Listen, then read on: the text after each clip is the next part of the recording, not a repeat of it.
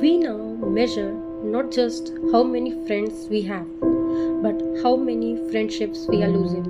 Whether it's a group dissolving in public or a relationship disappearing online, we see it, we sense it, and we feel excluded. Emotional FOMO is the unbearable itch that something better is happening somewhere else.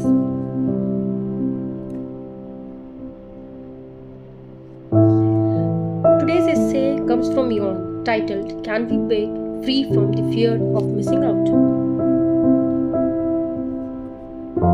I will read this essay for you. Here's a test you might enjoy. Rate these scenarios on a number scale ranging from 1 for mild discomfort to 7 for outrageous distress. Scenario 1. You are flicking through news websites as you do every morning. Today, however, you are behind schedule and have only 15 minutes to read articles. Instead of your usual 30, you have to skip some of your favorite columns and sections. How would you rate your level of discomfort? Most of us would probably choose a low level, say 2. Scenario 2. You are visiting New York City and realize there's no way you will be able to get all exhibits, see all the recommended plays, or take in an even fraction of most your local friends have raved about. How do you feel now? Something like 5. Scenario 3. You are at dinner with friends and you have all agreed to make it a strictly phone-free evening. But your smartphone won't stop beeping Twitter and text alerts. Something is obviously up in your social network, but you can't check. Even 7 wouldn't match the stress you are feeling now. Welcome to FOMO, fear of missing out, the latest cultural disorder that is insidiously undermining our peace of mind. FOMO, a span of technological advancement and proliferating social information, is the feeling that we are missing out on something more exciting, more important, or more interesting going on somewhere else. It is the unease of feeling that others are having a more rewarding experience and we are not a part of it. According to a recent study, 56% of those who use social networks suffer this modern plague. Of course, that sense of missing out is nothing new. An entire body of literature describes the heart-wrenching conflict between romantic aspirations and social conservatism. Edith Wharton, Claret Burnett, and Stidle, to name but a few, described the angst of missing out long before we could look up high school friends on Facebook. But while 19th century protagonists spent a lifetime grappling with a single missed opportunity, today's incessant flow of information is a disturbing reminder of the world rushing by. As you read this, you might be missing a party that some friends are throwing or the meal that other friends are eating without you. Perhaps you are willing to cut a phone call short in mid-sentence to take another call, without even knowing who might be on the other end. At night, when you are solemnly sworn yet again to put the phone aside or turn off the computer, you grab one last peck at the screen on your way to bed, lest you miss some tidbit supplied by mere acquaintances or even strangers requesting your friendship or announcing news. We all know these studies showing that end-of-life regrets center on what we didn't do, rather than on what we did. If so, constantly watching others doing things that we are not in fertile ground for a future of looking back in sorrow.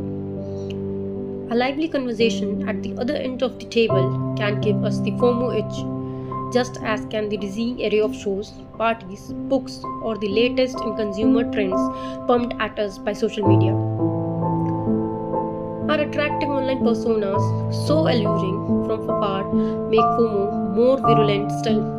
The Manchester Institute of Technology social psychologist Sherry Turkle, author of Alone Together, Why We Expect More from Technology and Less from Each Other, 2011, says that technology has become the major construct through which we define intimacy. We confuse our hundred or even thousands of friends on social networks with the handful of intimate friends we have in reality. Drawing on hundreds of interviews, Turkle claimed that the price we are paying for technological prosperity is the gradual decline of important relationships with our parents, children, or partners, and the birth of a new type of loneliness. Insecure in our relationships and anxious about intimacy, she writes, we look to technology for ways to be in relationships and protect ourselves from them at the same time. If you have ever looked on in wonder as someone taps out an endless text message instead of actually talking to the person they are with, you will find comfort in Turkle's assessment that our relationship with technology is still maturing. Being connected to everyone all the time is a new human experience. We are just not equipped to cope with it yet. Turkle says our dependence on technology can be mitigated if we manage to detach ourselves, even for short periods of time, from our gadgets. Will we one day buy devices from FOMO Anonymous to help us recover from our technology addiction?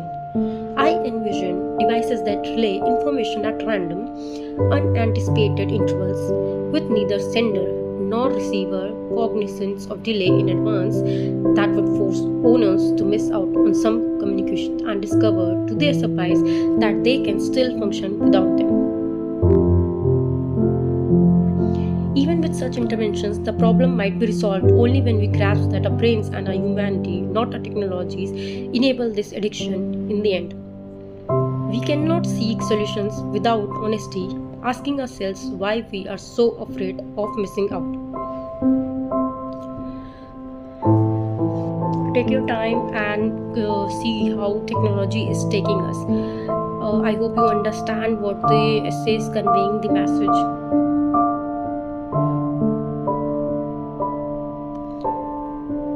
The University of Oxford social scientist Andrew recently conducted the first empirical study on the exploding disorder, with the results published in Computers in Human Brain in 2013. Among his conclusions, there and elsewhere, is that FOMO is a driving force behind social media use. FOMO levels are highest in young people, in particular young men. It is high in distracted drivers who engage in other activities while behind the wheel. And perhaps most revealing, FOMO occurs mostly in people with unfulfilled psychological needs in realms such as love, respect, autonomy, and security. All in all, we are afraid of missing out on love and on feeling that we belong. Those of us heavily invested in work also fear missing an opportunity for professional advancement or a profitable deal. The University of Oxford evolutionary psychologist Robin Dunbar, author of How Many Friends Does a Person Need, 2010, says that the problem might be mitigated if only we understood ourselves more. Dunbar claims that we lack the emotional and intellectual capacity to distinguish between more than about 150 members of a group, the average size of a Neolithic farming village. But just tell that to the average US teen who sends 3,000 text messages a month, according to a report by Nielsen, the marketing survey giant, and who fears that she will be ostracized if she doesn't respond immediately, sometimes dealing with a cast of thousands online. Freedom from other people's opinions and release from social comparison is a triumph reserved for very few. The self-discipline strong enough to withstand the power of FOMO is no less rare. In 2012, the University of Chicago social psychologist Wilhelm Hoffman studied the use of willpower to resist daily temptation. His participants found it far easier to abstain from food and sex through willpower alone than to stay away from online networks where the failure rate was 42%.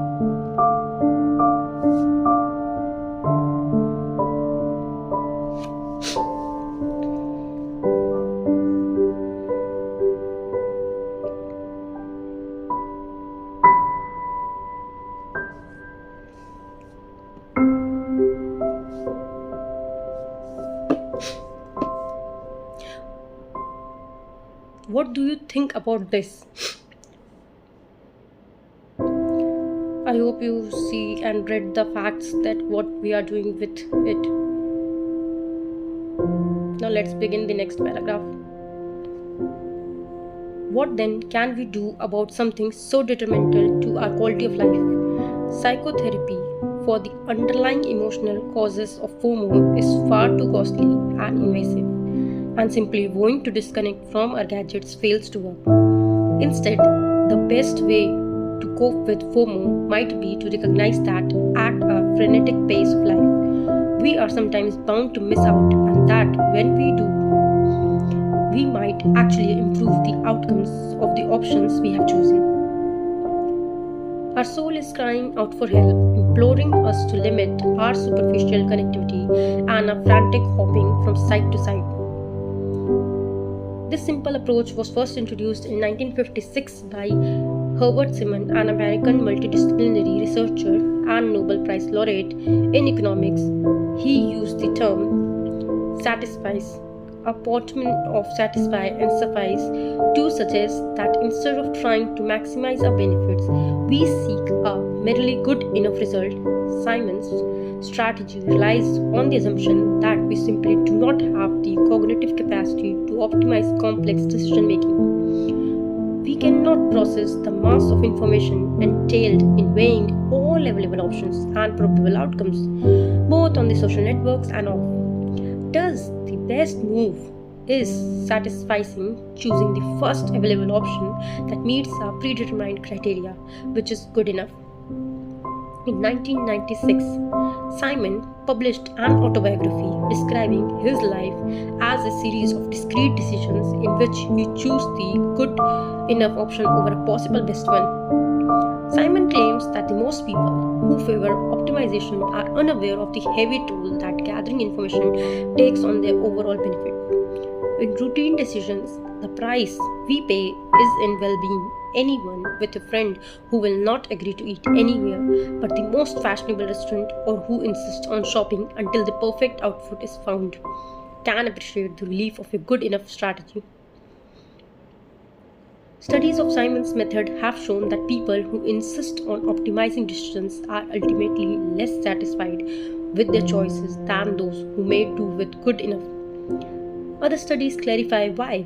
The achievements of the former are actually lower than those of the latter, especially when the decision involved weighing possible outcomes. In a series of experiments led by the Swarthmore College social psychologist Barry Scott participated filled out a self-assessment questionnaire determining their tendency to optimize decisions based on their agreement with statements such as "I never settle for second best" or "I often find it difficult to shop for a gift for a friend." And the questionnaire measured subjects' propensity to feel regret. Participants were classified according to their answers on both questionnaires. The researchers found a negative correlation between the tendency to optimize and happiness, self-esteem, and satisfaction, and a positive correlation between the same tendency and depression, perfectionism, and regret. Another study in this series found that people who optimize also engage in more social comparison and are adversely affected when they come up short. What would you do if you had that questionnaire? What would you fill in that? Think about it once.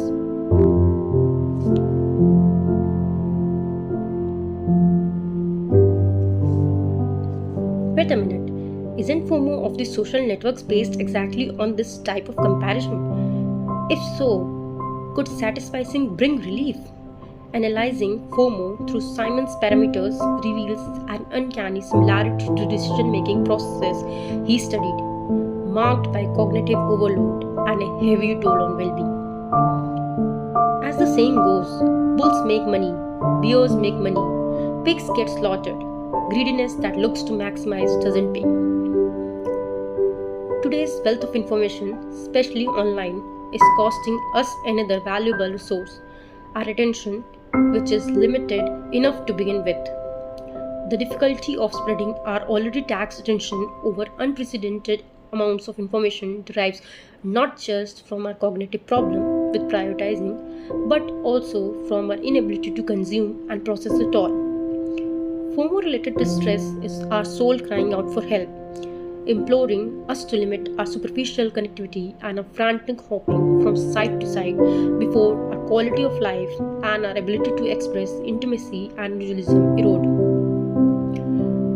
Taking the good enough approach to this crushing problem is not merely a tactic for improving our decision making, it is first and foremost a worldview, a way of life. Some researchers even believe it is a hereditary personality trait.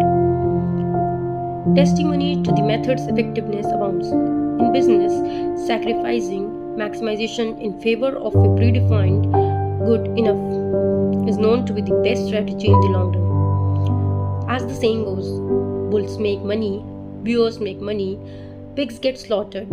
Greediness that looks to maximize doesn't pay. Business people also know to leave something on the table, especially in deals leading to long-term partnerships. Experienced capital market investors understand that aiming to sell at the peak will ultimately be less profitable than selling once a satisfactory profit is gained. Corporate graveyards are full of companies that did not stop at a good enough profitable product that they could easily market, surrendering instead to ambitious engineers with sophisticated specifications and unrealistic plans.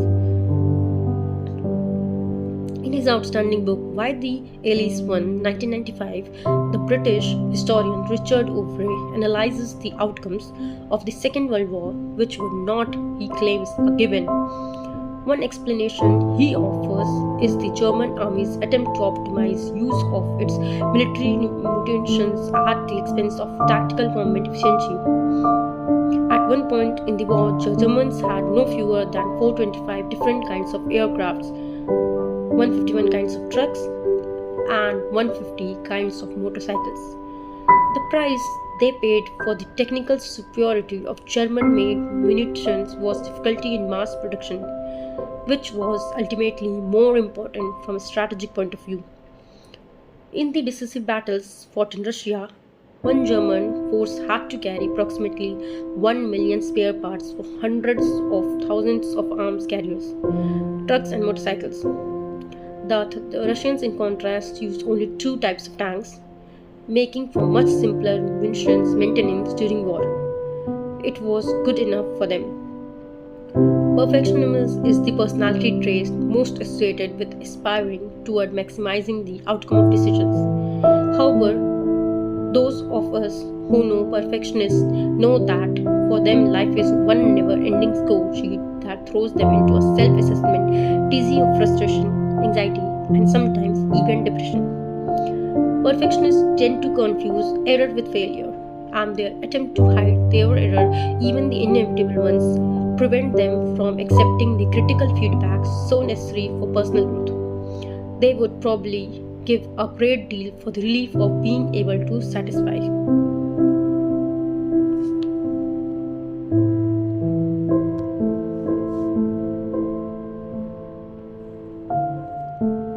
Even when it comes to emotional intimacy and love, good enough works best. It was the British psychologist Donald Winnicott who gave us the concept of the good enough mother, a mother sufficiently attentive and adequately responsive to her baby's basic needs. As the baby develops, the mother occasionally fails to answer his needs, preparing him for a reality in which he will not always get exactly what he wants, whenever he wants it. The child learns to delay gratification, a key to any form of adult success. As we mature, we make do with good enough partners, almost by definition. Yes, out there is someone probably more suited to our needs, but we might not live long enough to find him or her. Even if feeling that we are missing out is testament to our spirited drive for life, the way in which social networks now enhance our optimization fallacy beyond all proportion is taking a serious toll on the quality of life. If you still doubt that's good enough is the best antidote to FOMO, the words of the American essayist and poet Ralph Waldo Emerson might strike the right chord. For everything you have missed, you have gained something else, and for everything you gain, you lose something else.